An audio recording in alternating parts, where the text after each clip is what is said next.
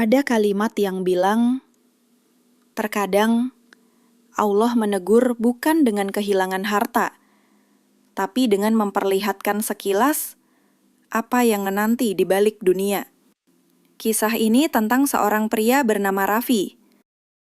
Dulu, dia dikenal sebagai orang yang disegani, tapi bukan karena kebaikan, melainkan karena kekuasaannya di dunia gelap.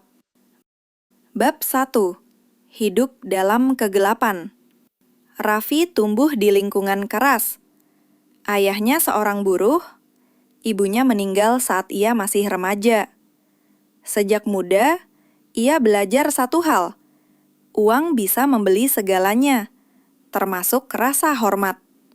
Awalnya ia cuma jadi kurir kecil, tapi karena cerdas dan berani, dalam beberapa tahun, dia naik cepat.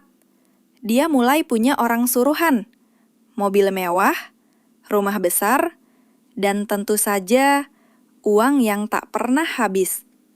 Malam-malamnya diisi pesta, musik keras, asap rokok, minuman, dan tawa palsu yang menutupi kehampaan di hatinya. Namun, setiap kali pesta usai dan semua orang tertidur, Raffi sering duduk di balkon rumahnya, menatap langit malam. Ada bisikan kecil di hatinya.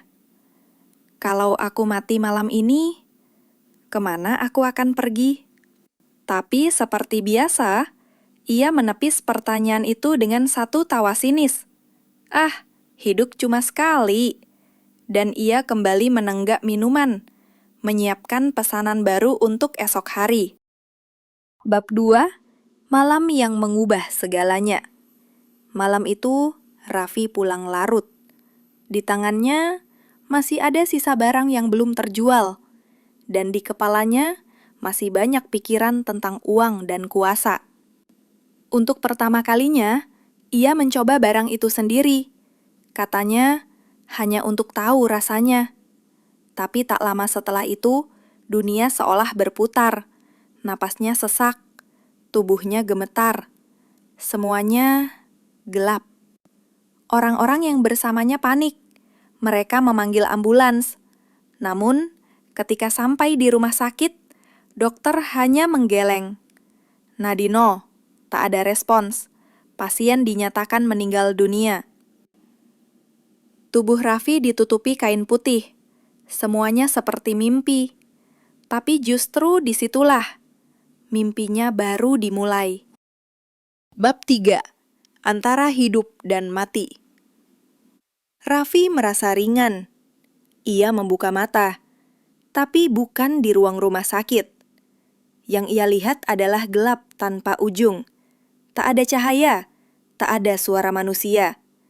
Hanya dengungan berat yang menggema di kepalanya. Kamu pikir kau hidup? Kau pikir waktumu takkan habis? Ia ingin menjawab, tapi lidahnya keluh. Ia mencoba berlari, tapi langkahnya seolah menembus udara kosong. Tiba-tiba muncul cahaya samar dari kejauhan. Bukan terang, tapi seperti bara api yang menyorot wajah-wajah muram di sekelilingnya. Ia melihat orang-orang berjalan gontai, sebagian berteriak minta tolong. Dan di tengah mereka, ada satu sosok tinggi berselimut cahaya, menatapnya tajam. Kau telah diberi hidup, tapi kau memilih jalan maut. Lihatlah, inilah tempat bagi mereka yang memperdagangkan dosa. Raffi gemetar. Ia ingin bersembunyi, tapi tak ada tempat untuk lari. Tiba-tiba, tanah di bawahnya seperti retak, dan dari celahnya muncul panas yang membakar kulit. Ia menjerit, "Ampuni aku belum siap, aku belum sholat." Air matanya menetes, tapi tak terasa, hanya rasa takut. Ketakutan yang belum pernah ia kenal sebelumnya.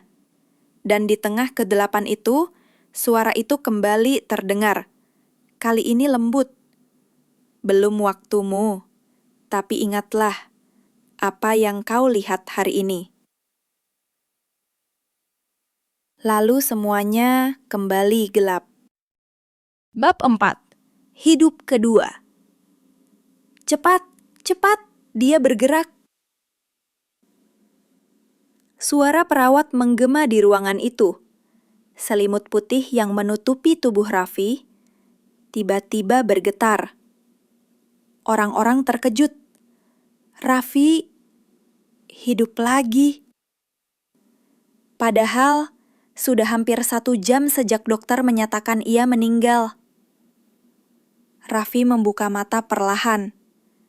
Napasnya tersengal, tubuhnya lemah, tapi air mata menetes tanpa bisa ia tahan.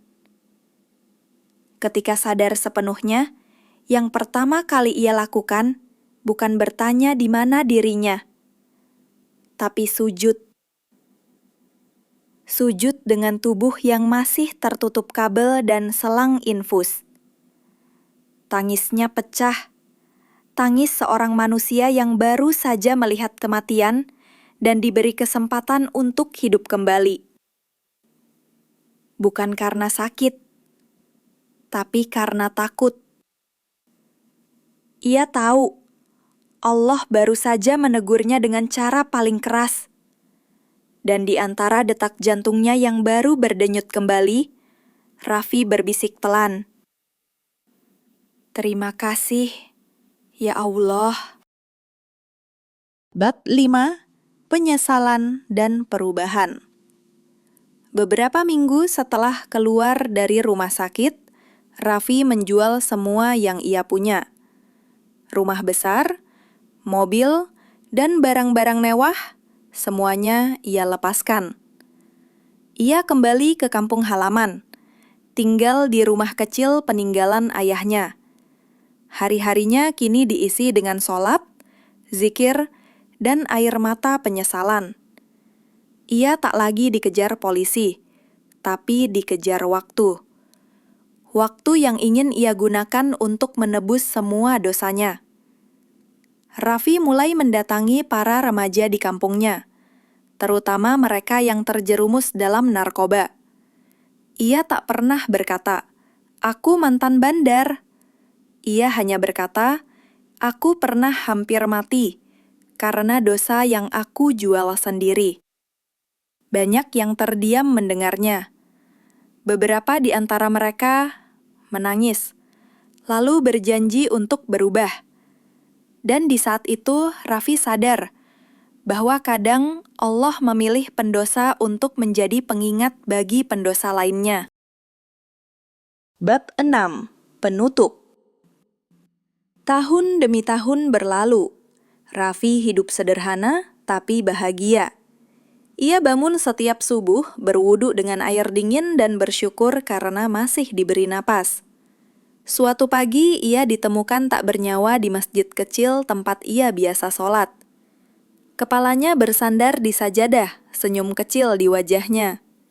Kematian yang tenang, setelah hidup yang penuh dosa dan penyesalan. Tak banyak yang tahu siapa Raffi sebenarnya, tapi bagi Allah, mungkin ia bukan lagi seorang bandar narkoba, melainkan seorang pendosa yang kembali sebelum terlambat. Kadang Allah tak mengambil nyawa kita saat kita sedang berbuat dosa, karena ia masih ingin memberi kesempatan untuk berubah. Raffi sudah melihat kematian sebelum waktunya, dan dari sanalah ia tahu, hidup kedua bukan untuk disia-siakan. Mungkin kita juga perlu bertanya, berapa banyak waktu yang tersisa untuk menebus semua yang salah? Ingatlah, hidayah bisa datang di ujung maut, tapi jangan tunggu maut untuk mencari hidayah. Sebab, setiap penyesalan, setiap air mata, setiap perjalanan kembali adalah cerita. Dan, karena setiap cerita layak untuk diceritain. Terima kasih sudah menonton sampai di sini. Sampai berjumpa di cerita selanjutnya. Hanya di Diceritain.